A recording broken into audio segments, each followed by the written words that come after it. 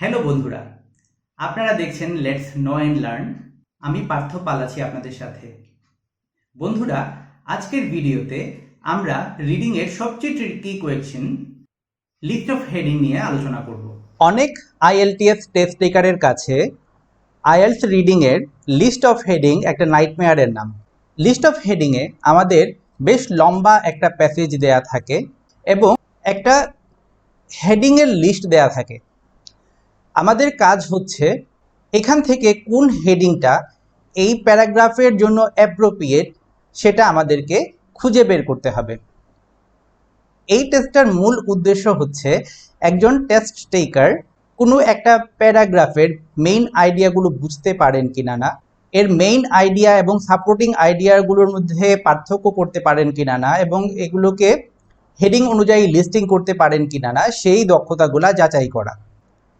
List of heading করার সময় test টেকাররা যে সমস্যাগুলোতে পড়ে থাকেন সেগুলো হচ্ছে, প্রথমত যে প্যারাগ্রাফগুলো দেয়া থাকে সেগুলো আকৃতিতে অনেক বড়। আমি উদাহরণস্বরূপ আপনাদের সামনে যে দুটো প্যারাগ্রাফ রেখেছি, পরীক্ষায় কিন্তু আমাদের প্যারাগ্রাফগুলো তার চেয়েও বড় থাকতে পারে, এবং যে হেডিংগুলো দেয়া থাকে, যতগুলো প্যারাগ্রাফ থাকে তার তুলনায় বেশি হেডিং এখানে দেয়া থাকে।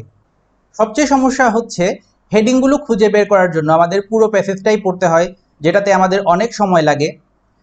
এবং আরেকটা সমস্যা হচ্ছে এখানে আনসারগুলো সিরিয়ালি আসে না, অর্ডারলি আসে না। অন্যান্য অংশগুলোতে আমরা দেখেছি যে আনসারগুলো যদি প্রথম অংশে পেয়ে যাই তাহলে তার পরের আনসারটা পরের অংশে থাকতে পারে, কিন্তু এখানে যদি আমরা একটা হেডিং, যেমন ধরেন আমি যদি 1 নাম্বার হেডিংটা বি নাম্বার প্যারাগ্রাফে পাই, তাহলে 2 নাম্বার যে হেডিংটা আছে কোনো নিশ্চয়তা নাই যে সেটা তার পরে থাকবে, সেটা তার আগেও থাকতে পারে। এটা হচ্ছে একটা সমস্যা। আবার কিছু কিছু প্যারাগ্রাফ এমন আছে যেগুলো দেখলে পরে মনে হয় যে এগুলোর হেডিং, যে হেডিংয়ের লিস্ট দেয়া আছে সেখান থেকে সম্ভাব্য যে কোনো দুটো হতে পারে আনসার। আবার কিছু কিছু ক্ষেত্রে এমন কিছু প্যারাগ্রাফ দেয়া থাকে যেগুলোর কোনো হেডিংয়ের প্রয়োজন পড়ে না। তো আমরা দেখি যে কিভাবে এই সমস্যাগুলোর সমাধান আমরা করব। লিস্ট অফ হেডিং করার সময় আমরা প্রথমে হেডিংগুলো পড়ব, তার একটা মিনিং বের করার চেষ্টা করব, এবং সম্ভব হলে এখান থেকে আমরা কিছু কিওয়ার্ড মার্ক করার চেষ্টা করব। একটা জিনিস আপনারা অবশ্যই মাথায় রাখবেন যে আমরা যে হেডিংগুলো দেয়া আছে তার একটা মিনিং বের করব। আমরা প্যাসেজে হুবহু হেডিংয়ে যে শব্দগুলো দেয়া আছে সেগুলো দিয়ে খুঁজতে যাব না, কারণ এখানে তারা আমাদের ভাষাগত দক্ষতাটা চেক করবে যে আমরা যে কোনো একটা প্যারাগ্রাফ পড়ে তার মূল ভাবটা বুঝতে পারি কিনা না। অনেক সময় আমরা যে হেডিংগুলো আমাদের দেয়া আছে সেখানে কিছু শব্দ পাবো যেগুলো দেখবো যে আমরা প্যাসেজের মধ্যে একই রকম শব্দ আছে, এগুলো কিন্তু কনফিউজ করার জন্য দেয়া থাকে।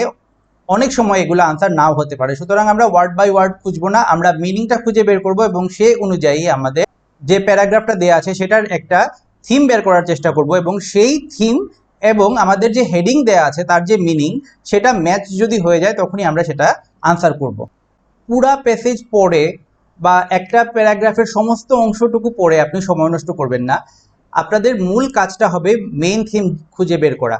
এখন কথা হচ্ছে যে প্যাসেজগুলো দেয়া থাকে সেই প্যাসেজগুলো আকৃতিতে অনেক বড় থাকে, কিভাবে আমরা সেটা কম সময়ে করতে পারি। বেশিরভাগ সময়েই যে কোনো একটা প্যারাগ্রাফের প্রথম 2টা সেন্টেন্স এবং শেষ সেন্টেন্স, মেইন আইডিয়াগুলা এইটুকু অংশের মধ্যেই পাওয়া যায়।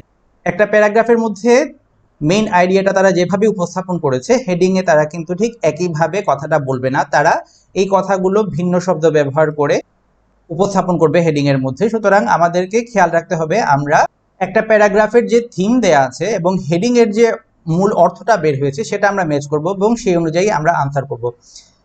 আনসারগুলো কিন্তু নাম্বার হয়ে থাকে, এই যে এরকম রোমান নাম্বার 1 2 3 4 হবে, সুতরাং সেই ব্যাপারে আনসার করার সময় আপনারা সতর্ক থাকবেন।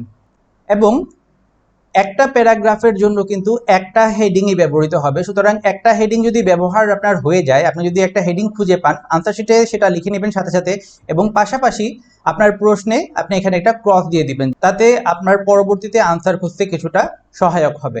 কিছু কিছু হেডিং আছে যেগুলোর অর্থ প্রায় কাছাকাছি থাকে, আবার কিছু কিছু প্যারাগ্রাফ আছে যেগুলো পড়লে মনে হতে পারে যে হেডিংগুলো দেয়া আছে সেখান থেকে একটা বা দুইটা ওটার কাছাকাছি মিলতে পারে। তো সে সকল ক্ষেত্রে আপনাদের কাজ হবে অন্য প্যাসেজগুলা আগে শেষ করে নেওয়া এবং তারপরে সে ওটাতে চেষ্টা করা।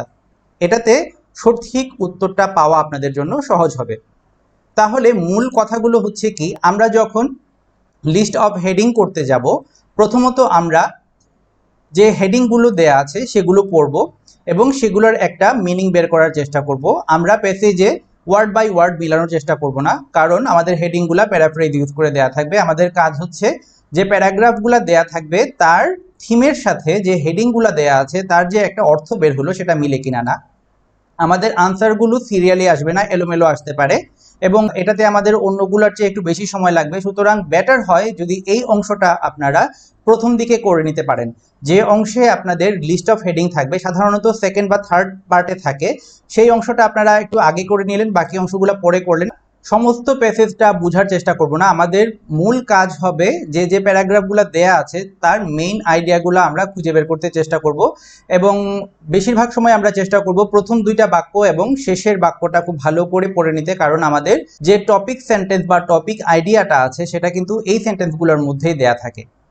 তো স্ক্রিনের মধ্যে যে প্যাসেজটা দেয়া আছে আমরা সেটার হেডিংগুলো বের করার চেষ্টা করি। হেডিংগুলো কি কি আছে আমরা একটু দেখে নিই।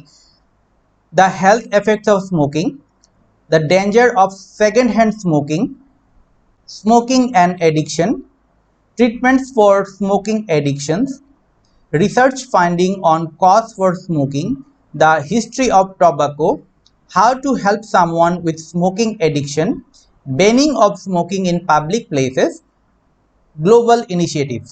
আমরা যখন হেডিংগুলো পড়তে যাব এখান থেকে আমরা কিছু কিওয়ার্ড দাগায় নিব এবং তারপরে আমরা প্যাসেজ পড়তে যাব। আমরা একটা করে প্যাসেজ পড়ব, প্যাসেজের প্রথম দুইটা বাক্য এবং শেষ বাক্যটা আমরা প্রথমে পড়ব এবং তারপরে চেষ্টা করব এখান থেকে যে অর্থটা আমরা পাচ্ছি তার থেকে এখানে যে লিস্ট দেয়া আছে সেই লিস্ট থেকে কোন হেডিংটা ম্যাচ করছে সেটা আমরা দেখব।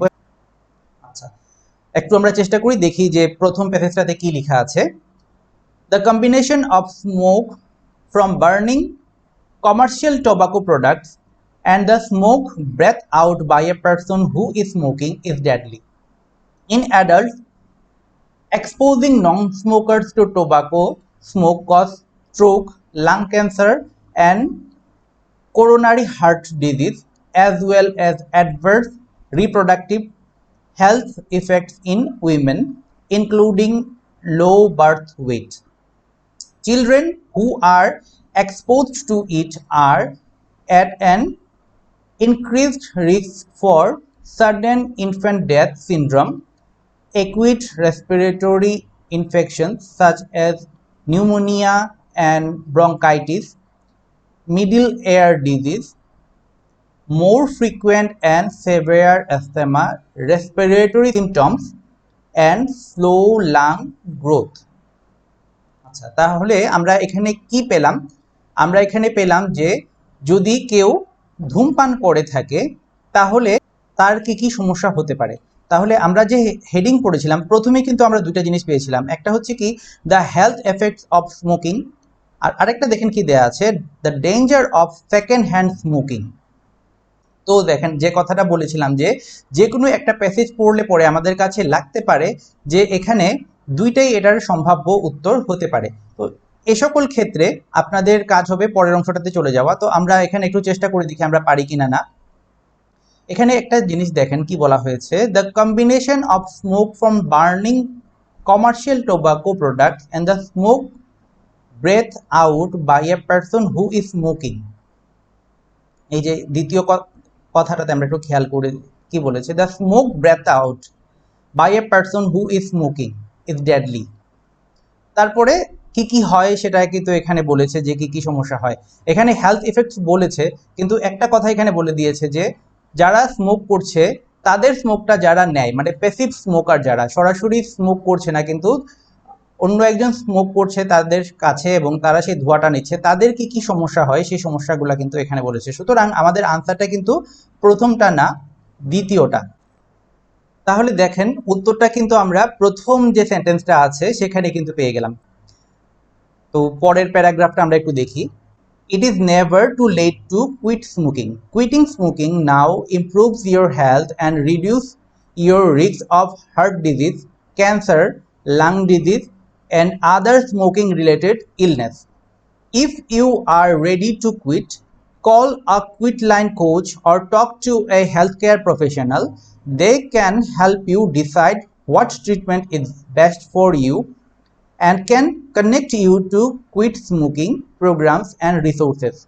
For example, you can talk to a quit smoking counselor individually or in a group, use free online resources or use nicotine replacement therapy NRT. তো এই প্যারাগ্রাফটাতে কি বলা হলো, এখানে মূলত বলা হয়েছে যে কেউ যদি স্মোক ছাড়তে চায় তাহলে সে কি কি করবে। তো এই সংক্রান্ত কথা আমরা হেডিংয়ে কিছু পাই কিনা না, দেখেন এই দুটো তো আমরা দেখে ফেললাম। স্মোকিং অ্যান্ড অ্যাডিকশন এখানে কিছু বলে নাই। তারপরে হচ্ছে ট্রিটমেন্ট ফর স্মোকিং এডিকশনস, কাছাকাছি কিছু কথা আমরা এখানে পেয়েছি। দেখেই নিচে আর কোনো কিছু মিলে কিনা না। Research finding cause for smoking এ ধরনের কোনো কিছু নাই। হিস্ট্রি অফ টোবাকো, এখানে টোবাকোর হিস্ট্রি বলেনি। How to help someone with smoking addiction, সিগারেটে আসক্তি আছে, তাদের আসক্তি দূর করার জন্য কি করা যেতে পারে, এই ধরনের কোনো কথা কিন্তু আমরা পাই নাই। Banning of smoking in public places এটাও না। গ্লোবাল ইনিশিয়েটিভ এটাও না। তাহলে আমরা দেখতে পাচ্ছি এখান থেকে সবচেয়ে ভালো যেটা ম্যাচ করছে সেটা হচ্ছে ট্রিটমেন্ট ফর স্মোকিং এডিকশনস। কারণ কেউ যদি স্মোক ছাড়তে চায় তাহলে সে কি কি করতে পারবে সেই সংক্রান্ত কথাবার্তা এখানে বলা আছে। তার মানে ট্রিটমেন্ট সংক্রান্ত কথাবার্তা এটা, তার মানে আমাদের আনসারটা এখানে হবে নাম্বার 4 যেটা সেটা। সুতরাং আমরা যখন লিস্ট অফ হেডিং করতে যাব, যে টিপসগুলো আপনাদের বললাম সেগুলো যদি ফলো করি আমরা, তাহলে কিন্তু প্রায় নির্ভুলভাবেই আমরা সবগুলো প্যাসেজেরই সঠিকভাবে হেডিং সিলেক্ট করতে পারবো।